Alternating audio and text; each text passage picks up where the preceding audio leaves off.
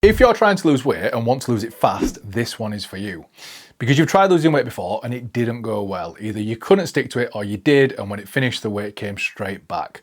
So now you want to know how to lose the weight fast, but actually keep it off this time. And that's exactly what this video is about. I'm going to give you the 3 strategies that I use with clients to achieve fast fat loss that doesn't fall apart after a month. Every other coach will tell you that sustainable, slow fat loss is the answer, but I disagree. I think for most people, fast fat loss works far better. And the reason is because slow weight loss over a long period doesn't feel urgent enough. It doesn't demand your full attention. There's too much freedom with food and you don't have to prioritize it. So you're doing enough to feel like you're working, but not enough to actually get significant results each week. And as a result, it starts to get boring pretty quick. So you get distracted, weekends pile up, and the chances of you seeing it through just get lower each week that it goes on. Whereas fast fat loss is different. It's harder. You've got less freedom with food. You have to stay focused, but there's light at the end of the tunnel. It's not going on for months and months and months. When you start, you can already see the finish line. So you're able to push through. You get it done and you get back to eating normally much quicker. These are a few of my clients who did exactly that. And the only difference between them and where you are right now is that they stuck to these strategies long enough to see the results. Before we get into the strategies though, let's take a quick look at the reason that your previous fast weight loss attempts failed. Because it's not that fast fat loss doesn't work, it's that you were essentially using the wrong definition of what is fast. Every plan, every program, every lose X amount of weight in 30 days challenge defines fast as a short time frame. So the whole approach is built to last for that time frame and no longer. You're not supposed to be able to do it for longer than it's designed for. Which means at the moment that 30 days or 8 weeks or whatever finishes, you're on your own with nothing, irrespective of the result that you've got up until that point, because it's not designed to get you to your goal. It's just designed to get as much weight off as possible in 30 days. But by that logic, the best way to do it will be to just not eat, because there is no way to create a bigger calorie deficit than by having 0 calories. I don't like where this is going. The point is though, you have more fat to lose than you can lose in a month. So you need something that you can sustain for longer than that. Not forever, not slow and steady by any means, just long enough to actually get to where you want to be. Because what you actually mean when you say fast is how quickly can you get to your goal, to how you want to look, and ultimately stay there, not how much can you drop in the next 4 weeks before it all comes back again. But you're never going to get there if you're burning out a third of the way through and you're spending the next 2 weeks undoing what you've just done. When most people try fast fat loss, they go extreme. They drop calories extremely low, adding as much cardio as they can manage and cut out everything they actually enjoy eating. And the first couple of weeks, it works. Of course it does. You're in a massive deficit. Motivation's going to be high, the weight's coming off, and you feel like you've cracked it. But with every day that passes, your hunger is building, your energy is starting to drop, and your training is suffering. Your sleep is starting to get worse, and as a result, your deficit is getting slightly less, and the results are getting slightly less. Motivation starts to drop, and what feels manageable at the start starts to feel like hell by week 3. So then when you have a bad day, something crops up and you mess up, it gives you the reason that you were looking for to just end the suffering. You bin it all off and you just add it to the list of failed attempts. The weight comes back, maybe even more than you lost, and you further reinforce that dieting is hell and almost impossible when you've got a normal life. So how do you lose fat fast without burning out halfway through? Well, the answer is understanding the only thing that actually determines how fast you lose fat, and that's a calorie deficit. The bigger the deficit, the faster the fat loss. The smaller the deficit, the slower the fat loss. It really is as simple as that. But the bit that most people overlook is that a deficit only works when you're in it. And the problem with going extreme is that you can't stay in it for long enough for it to actually matter. So why don't we look at the maths? Let's say you do a 500 calorie deficit per day. So for most females, that's going to be about 1,500 calories a day. For most males, it's about 2,000 calories a day. You're going to be able to carry that on for a long time. It's going to be quite easy. And theoretically, you're going to lose half a kilo of fat per week. Or we can do a 1,000 calorie deficit per day. A lot more aggressive. So for an average female, that's going to mean you're eating around 1,000 calories per day. And for a male, about 1,500. Much more aggressive, much harder. And what that's going to look like is after week 1, the 500 calorie deficit is going to be half a kilo down. The 1,000 calorie deficit, they're a kilo down. Same again for week 2, but it's getting a bit harder now, but the 2 kilo down, it's good. Week 3, still nice and easy at 500 calories, able to sustain it. A little bit inconvenient, a little bit hungry. We're now towing. This is the absolute limit of what we can manage. But we've got another 2 weeks left of this program that we're doing.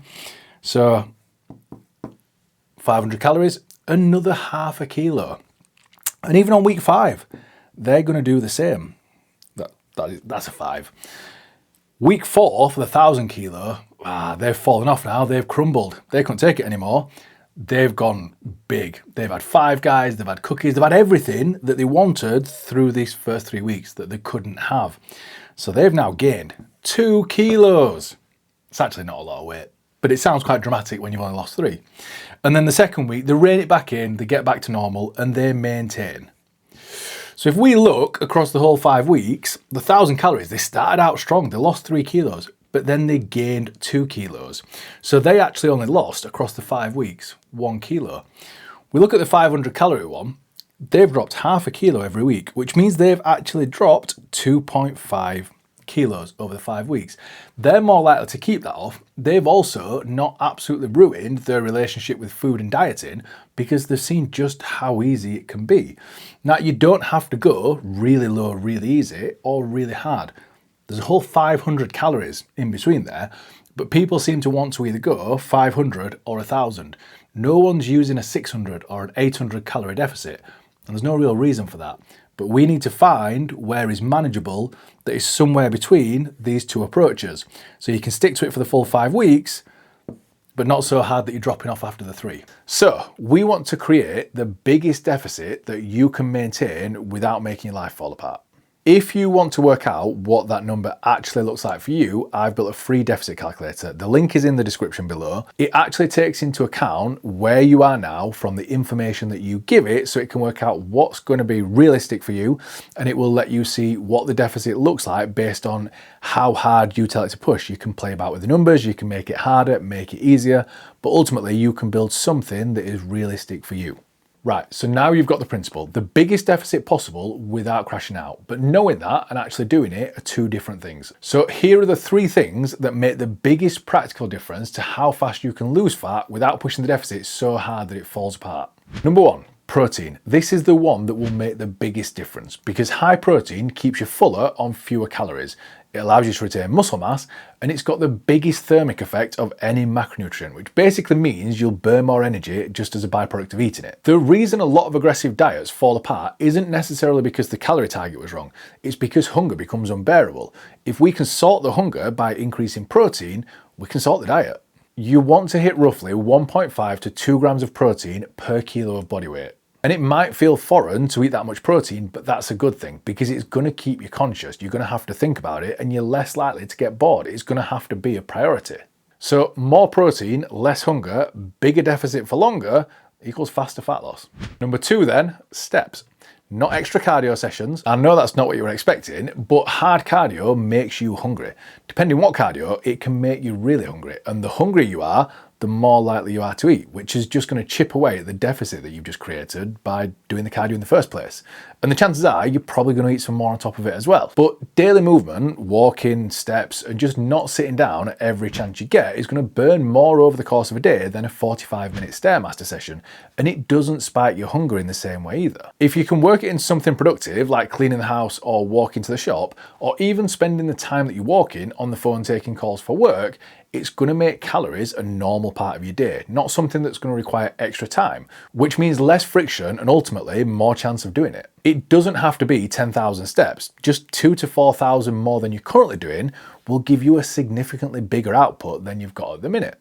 And it doesn't have to be a dedicated walk. It can just be choosing the stairs or parking further away from the shops, just not sitting down the moment you get home. The more you build it into the day, the better, because the easier it is. And number 3 is track properly. And that includes the stuff that you don't think counts. Most people who've hit a plateau and see the scale stop moving aren't in as big of a deficit as they think, because they're tracking the main bits, the chicken, the potatoes, but they're forgetting the oil that it was cooked in. Logging meals, but not the 3 coffees with milk throughout the day. Tracking precisely Monday to Friday and then easing up on a weekend. But it adds up quickly, and if you're someone who can only manage a 500 calorie deficit per day, 1 tablespoon of oil and 2 coffees with a splash of milk And that's now a 200 calorie deficit per day, which means it's now going to take you over a month to drop a kilo. And that's not very fast. But I've had clients who were convinced that they were doing everything right, and then we've added up the little bits that they weren't tracking, and it's added up to like 400 or 500 calories per day, hiding in plain sight. But ultimately, there is no way around it. If you aren't losing body fat, then you aren't in a deficit. And the tighter you are with things, the easier it's going to be to figure out what's going wrong where.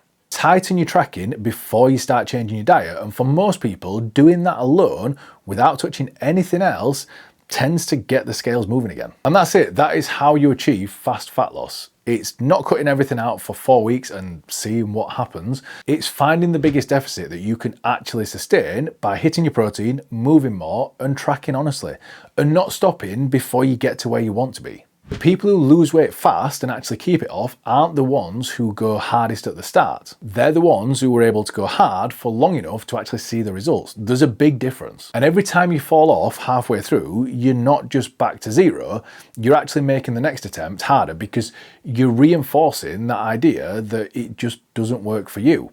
But it does work, you've just not figured out a version that you can sustain yet. So if you want the numbers to create a deficit with a protein target, a starting point that's not just a guess, the calculator is in the description. It'll take you 2 minutes. And if you want help building it around your actual life, then just drop me a DM.